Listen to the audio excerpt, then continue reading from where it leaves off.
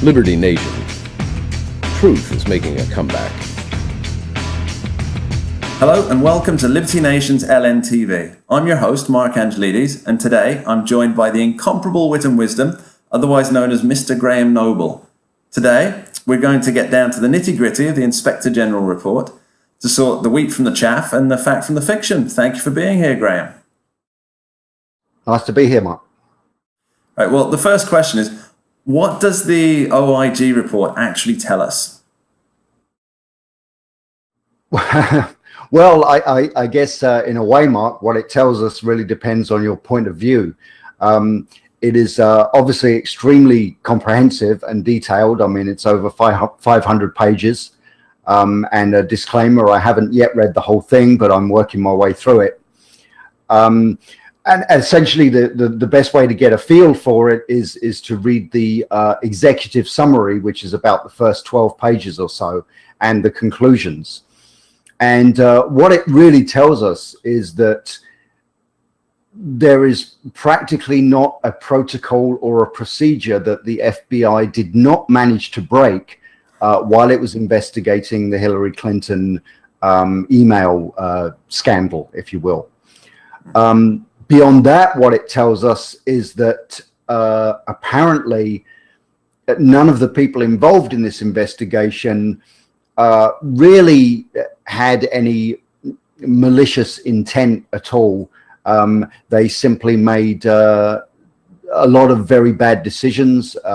They exhibited extremely poor judgment, and they were extremely careless. And often lines of communication broke down. People did not communicate with each other. The FBI and the DOJ did not seem on the same page most of the time. So in general, it's, as I said in one of my recent articles, I'm writing several articles about this report. And in the first one, I described it basically as a not so funny comedy of errors. And essentially that's what it is. Yeah, I have to admit, I actually did read the whole thing, and it was exactly as you described. It was tough work, and at each point they seemed to as you point out in your article, they seem to believe just out of hand, well, he said this is what happened, so I'll take his word for it, despite just showing the contradictory statements beforehand. And then on questioning, they just believe him that I don't remember saying that exactly, despite having it typed out there. It's a true comedy of errors, really was. I mean, being such a long document, going through it is quite a chore. But in your opinion, what are the really high points of this? Well, I think, of course, the main thing that everybody is talking about is the absence or evidence, depending on what side you're on, of political bias, and. Yep. And I think that's the main high point. I mean, we could go into the details about the ways in which then FBI Director James Comey decided to use his own judgment. I was going to say better judgment, but I'm not sure that'd be the right word. Use his own judgment. Subjective, isn't it? Right, indeed. Use his own judgment rather than following protocol and standard investigative procedures. We could go into where Loretta Lynch went wrong, and where Andrew McCabe went wrong. We could talk all day, Mark, about all of those things. I think the real high point here is whether or not there was political bias. And it's funny that a lot of people, particularly on the left, are saying, well, this actually the report proves that there was no evidence of political bias, and of course that is completely untrue. Yes. Michael Horowitz is a legal man. He's a legal mind, and he was very careful throughout the report to say that they have no documented evidence of legal bias, but of political bias. But the political bias is the report is dripping with political bias. Yes. So to me, that is yeah. Yeah, it's just, I mean, I think the most, the one thing that's been discussed in the media, or at least on one side of the media, is the text messages between the FBI agents, which of course were very damning.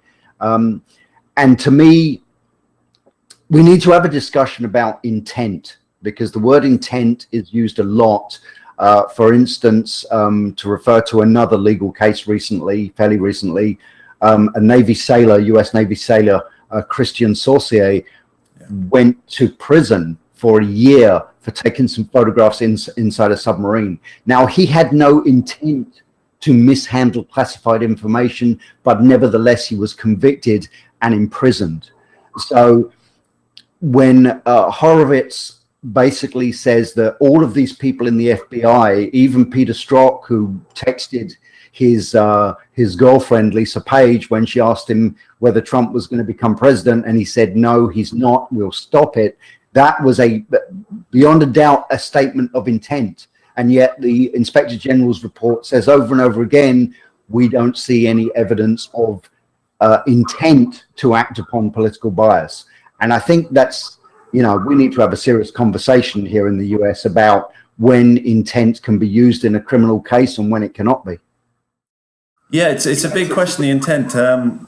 I believe there is a legal term for it. We'll have to get our legal affairs chap, Scott Cosenza, on this. But is it mens rea? That sounds funny, I'm sure, but is that the legal intent to actually commit a crime? I believe so, yes. The kind of conscious, employing a conscious thought to commit a criminal act. I believe that's something along the lines. But yeah, we'd have to get Scott on that one. I mean, you mentioned there about the media coverage. I mean, how fair do you think this has been? I mean, is it falling strictly along party political lines, as I would expect it to? Or do you think it's quite reasonable coverage so far? Well, again, the word fair is kind of subjective, I suppose. It's a very good question. I think generally the media coverage is totally falling along political lines. I mean, the most of the establishment media is distinctly left-leaning, and their take on this is that basically it exonerates everybody, and nobody intended to do anything wrong, nobody did anything wrong, and it's as they like to say now, there's no there. On the other hand, the conservative media outlets and analysts are pointing out that this is a catalogue of misconduct on the part of the FBI. So yeah, the coverage is falling definitely along party lines, if you like, political lines.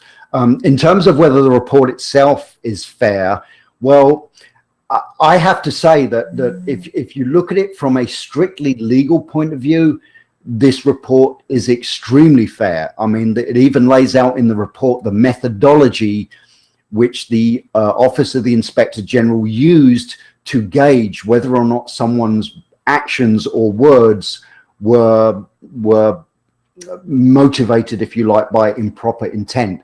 So the way the report is laid out from a legal point of view is extremely fair. Now, is it fair to just, as you pointed out earlier on, just to kind of give these people the benefit of the doubt and say, well, we don't think that they were, they may have exhibited poor judgment, but we don't think that they were doing that as a result of any political bias. So from that point of view, is the report fair? I don't know. I think that's debatable. All right. I mean, I guess the biggest question then is, we do have another report due out soon, don't we? The OIG 2.0, as they're calling it. But what's the next step here based on this report and going forward for the next one?